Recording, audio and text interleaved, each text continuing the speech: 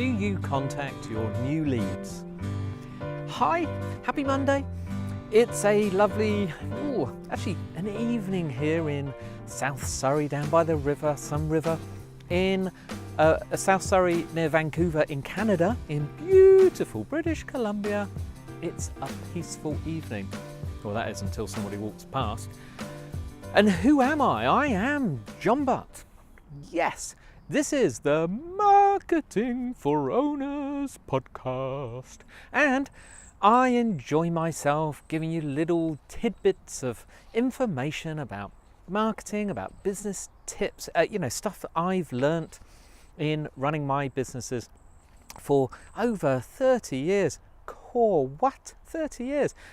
Well, you'd think I'd know a few things. And all I'd give you is the stuff that works, stuff that helps.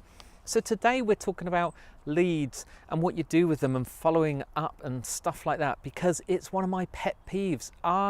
It just kills me. And in actual fact, next week or at some point, I've got to go to the fire exhibition in, because I have fire safety businesses in the UK. I'll be back in England, of course, and I can guarantee I'm going to spend all day there. I'm going to talk to people that I'm only the ones I'm interested in. I'm going to spend time, and of everyone I talk to, and I ask them to get in touch when they're back and things have calmed down, I guarantee only half of them, at best, will get in touch. They're probably thinking, well, he's got all our stuff. If he wants to hear from us, he'll get in touch with us. But no, and it annoys me because I won't get in touch with them, because I'll think if they can't be bothered to put the effort in, what is their service going to be like? Why should I bother? I shouldn't have to make an effort to be sold to, even when I want to be sold to. Does that make me stubborn? Is that pride? I don't care. It's got me this far. So what will happen is, in actual fact, there's loads of figures in this, right? You go to all that effort to get a lead. It doesn't matter whether it's exhibitions, whether it's online, a sales call, a message on your answer phone or voicemail, a letter or something. You're busy and you think, well, I'll get in touch with them later. Oh, what is the matter with you? You should think, wow, someone wants to possibly buy, or they're possibly interested in. Let's convert them into a customer, because leads make you nothing. And everyone is a lead who's been in touch with you up until the point they tell you they don't want anything. That does involve you, by the way, having to ask them if they want to buy something, which is a call to action. We'll discuss that some other time. I probably have anyway. But of the figures, 15% of people who get a lead will never, ever, ever, ever follow up. Won't do anything. 15%. I'm going to guess it's higher than that in reality, because they probably only measure companies that are big enough to respond. Most others will respond once, and that's probably after a week, and the majority of those responses are, hey, thanks for your inquiry, etc., etc. It's not a real follow-up, that's just the initial contact. Then you've got a subsection that will respond maybe 2, maybe 3 times max, and then they give up. Then there's nothing else. And what this means is you've got no process, you've not thought about it, and it's not your fault. Let's get this straight. You are not a salesperson. I understand, because if you're a salesperson or a marketing person, you'd be doing this. You are an engineer, you're a gardener, you're a dentist, you're a qualified professional, you're an accountant, a solicitor, a lawyer, you're a builder, a framer, a who knows what, a business coach. You're not a salesperson. So this is one of my jobs. This is what I'm trying to do. I started off as a door-to-door salesman, and I know a few things, but I'm not some qualified sales rep, but I can tell you how to get a sale and how to get an order. And it certainly is not waiting for people, if they're that interested, to pick up the phone and call you, or to get in touch when they want something. No, that won't do you well. What you have to do is you have to keep in touch with them, because they have to get to know you. They have to start to like you, and then they need to trust you before they're going to buy anything. And look at this doggy. We've got a nice little doggy walk past. Hello. Hey, just move my tripod out of the way. So sorry if you're watching the video and it jumped a bit. I'm actually taken up. I'm on this bridge down by the river, and let me turn it around. Are you interested? Look, this is where I am, real life. Okay, let me do a full 360. Yeah, that's me. So I take up residence, and my tripod. You imagine these tripods, things like 6 foot high, so it's got quite a spread at the bottom, and I get in the way. Nice guy with a bike, and a doggy went past. I don't stop, by the way, and start again. Sorry, but anyway, you need to contact them 7, 8, 9, 10 times, and it may be more. Never stop. So this is what I'm going to suggest today, is because, by the way, the easiest way is by email. But of course there's the phone. It depends what information you have collected. If this is an email lead, say it's off your Aweber or your MailChimp list, you've only got the email, probably, and the name. But if you've been at an exhibition, hopefully you've got a phone number, a business card, an address, so you've got lots of different options. And if you start to follow up and talk to people, you can ask for that extra information later. Build it up. Have you ever heard of a CRM thing, something like Insightly or Big End, Salesforce, things like that? Look up CRM, Customer Relationship Management Tools. There's loads of free ones, Sugar CRM, there are just millions of them, honestly.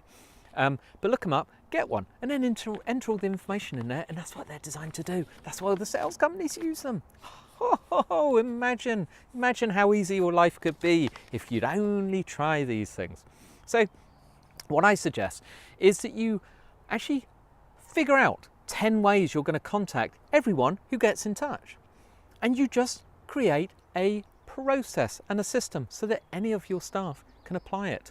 So open up a little Excel spreadsheet or a Google Sheet or something like that, or a Word doc or whatever, and you say number 1 and write down something like, and you can contact them with an email or a message that says something like, thank you for contacting us.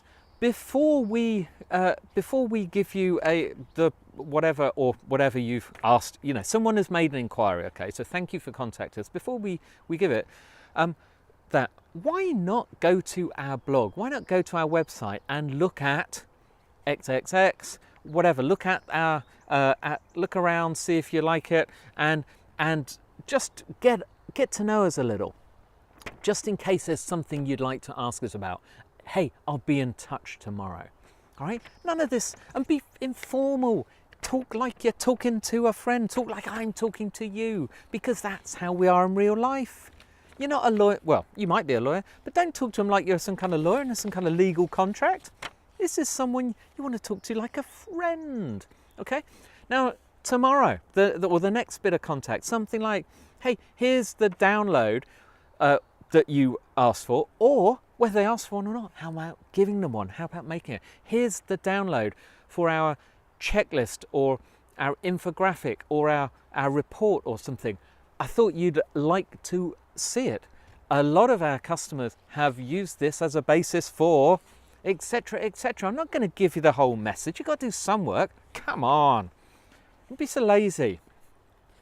You know what I mean. Then after that, how about, have you liked us on Facebook, or have you followed us on Twitter, or have you checked out our Instagram, whatever it is? We're very active on social media. Hey, here's a list of some of our best posts. Go see what you want. Follow us on that and say hi. We'll follow you back.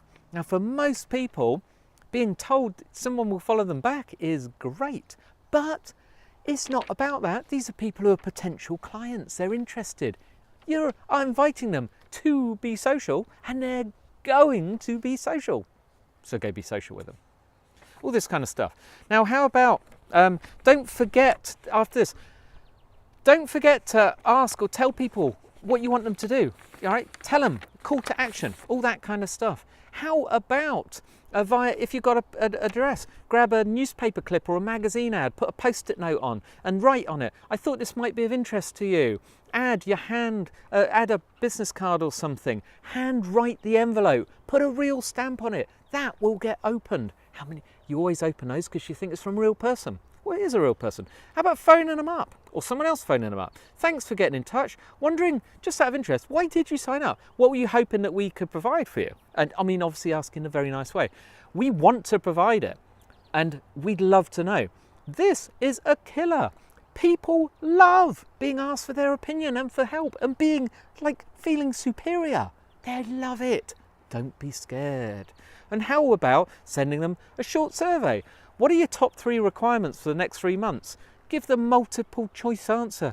All this kind of stuff. Get in touch. Keep in touch. Follow up, follow up, follow up. I think you got the gist. Anyway, enough of that, John. It is time for Book for the Week. For this week, we're recommending, this is excellent, read the reviews. It's brilliant on Amazon. Just read the reviews. The Membership Economy. It's by Robbie, R-O-B-B-I-E, that's a lady, Robbie Kelman Baxter. Anyway, The Membership Economy, just Google The Membership Economy book, you'll find it at your local retailer. It pretty much does what it says on the tin. Read it. Go for it. Talk to you tomorrow.